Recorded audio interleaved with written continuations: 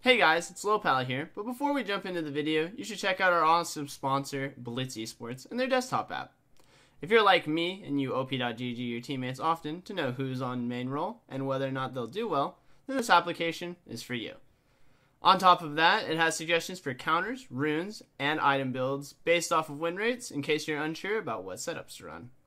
Once you hop into the game, it can give you details about your opponents, like whether or not they ward late, die to ganks, or get first blooded in their lane.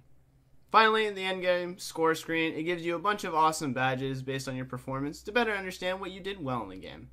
So check it out, free description box below with my promo code, and thanks a ton. I'll see you guys in the video.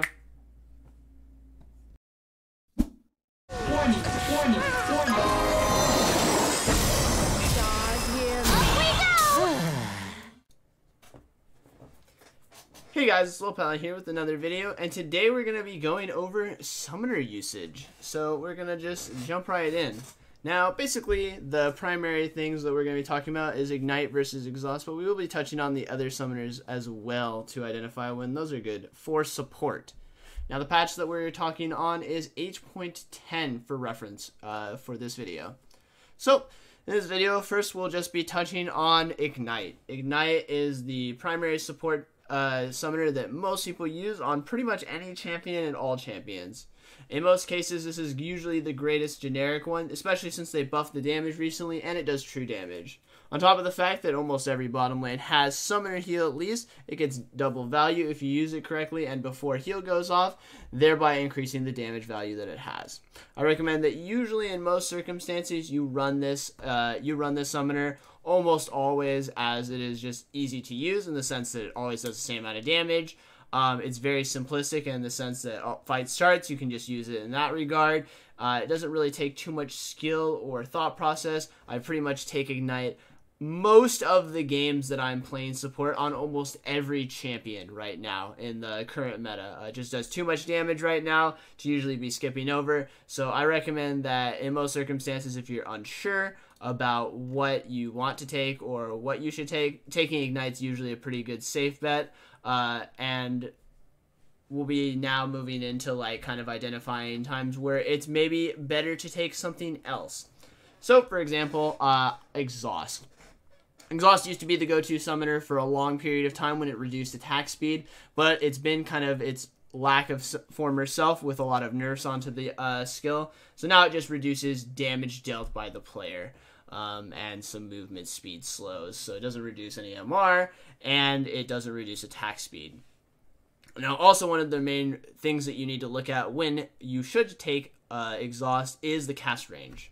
Now, the cast range is not usually as long as a long-range AD carry that has 600 or 650 range. So because of that, you need to know that if the AD carry or just the champion itself that you maybe want to exhaust is really long range, you usually won't get it off. Now, the two champions that I usually look to take exhaust on occasion are Morgana and Karma. Now, the theme that I have with these two champions in general is that they don't have what most people refer to as hard CC. Both of them have roots and channeled snares based on range. Now this allows the enemy players to still auto attack through this, and usually they're short range in terms of their tethers. So we'll talk about Karma W, the tether that you need to be on top of someone for a second or two, and the Morgana ultimate. Because of these two skills where I have to actually be directly on top of someone, and it's not a hard crowd control in the sense of stopping them to do damage, I usually take Exhaust on these champions if I feel like I need it to set up kills. Now, champions that I play with that sometimes taking Exhaust is really good that are common are something like Caitlyn, usually. If I'm ever laning with a Caitlyn, usually Caitlyn's goal in laning phase is just to kind of survive, push the waves, hit the turrets, and make sure that she doesn't get all in. Since she has layering crowd control with you, she usually does enough damage in an all-in if you hit a binding or anything like that to score kills, and she's more defense-oriented when it comes to all-in and just wanting to kite backwards. Because of that, that is also a time where I will take Exhaust. With a specific AD carry in mind if I feel like I don't need the Ignite for kill pressure. Now, another thing to note is the range that we just talked about. It's 550 range, I believe, or somewhere between 550 or 600 range to cast, which usually means longer range skill shots don't get affected by this. And most of the time, you don't want to find yourself running into a carry to exhaust them, because that usually leads to you dying or getting hit by a lot of skill shots. So a lot of circumstances right now for the champions that I usually take exhaust with are just champions that usually dive in to my team and thereby are short range, so that it's really easy for me to use exhaust and crowd control them. So for examples like that, we could use something like Xin Zhao. Champion dives in on the enemy team, or on your team in this case, and because of that, they're almost always in good range, so its exhaust is really good against that champion. Another one also that's pretty common right now is something like Irelia or maybe Talon. When champions that are melee assassins come into your team fight, you can just kind of stand there and spam exhaust on them, and then when they come in range, it's really easy to exhaust them, since they're melee champions and usually need to be on top of your teammates in order to score kills. But for the majority of the time, I usually find myself taking Ignite right now. As you can kind of see via my match history right now, I'm almost always predominantly taking Ignite on most of the champions that I'm playing. And the reason for that is that Ignite also works like a deterrent. So the example that I give is let's say you're playing against a Draven. Most people are pretty scared of Draven. Draven can all in you and kill you at any point in time, so they like to go exhaust to prevent them from killing them. The arguments that I usually make for especially lower elo players is exhaust is actually something you need to use pretty well to get good value out of. You need to use it before like a lot of damage comes in, not once your teammate is 30% exhaust and then hope that they get away in that circumstance. That's usually not an effective way to use exhaust. So by having something like Ignite, you always have kill pressure on trading kills, or if someone is all in you or your teammate, you can drop that and do a lot of damage, especially since the buffs to the numbers on Ignite's kind of like almost a pretty imbalanced summoner in most cases, so I recommend taking it in most circumstances. Now we'll kind of tackle heal and barrier together. So we'll start with actually barrier. So barriers kind of started creeping up a little bit if you watch my video on the barrier Soraka that a lot of people have been doing as an alternative if you feel like you are going to get all in a lot as a support. Now, one thing that I do have to address immediately is if you are probably not of the higher elo brackets, maybe Masters Plus, you might find some opposition to taking barriers some of the time, so be noted. You need to note that as probably a problem that you could have in champion select. Now, the reason why you sometimes will take barrier, as we can identify in this game, is just because of the fact that I don't feel like I needed Ignite. So we'll look at this game right here. I took barrier because I was within Ezreal. I didn't feel like I had the kill pressure that I needed with Ignite, so I decided to take barrier against a Draven just to make sure that I didn't get all in by a lot of assassins on the enemy team. This is usually a good substitute if you feel like you need it in lane and exhaust isn't going to cut it. Plus, barrier plus heal will keep you alive for the team fights. That way you don't die against a bunch of things that are diving. So in this case, I saw that there was a Vladimir, a Draven in lane, and a Riven, so I decided to take it. A lot of times I like to explain summoners as a real estate of 3. So for example, right, if you have a heal goes on to 2 people, so that's 2 of your 3 right there. And then what ends up happening is you either take barrier, which is only on 1 person, so that's 1, or you take something like Ignite or Exhaust, and what happens is each of it becomes half. And the reason why I say that is let's say your AD carry has heal, you have exhaust. The Draven all-ins, either you or your AD carry, both you and your AD carry can receive the heal, and both you and the AD carry can get value out of you using exhaust or ignite, the pressure on that player to then pressure him away from potentially killing you. So I call that like 1.5 on each side, and then 1 and 2 on heal and barrier. So in this case, like, I basically tried to consolidate a lot of my power on myself, being a little bit greedier, and because of that, I used it to play more aggressively, and I was a lot harder to all in, and I survived in team fights because of that.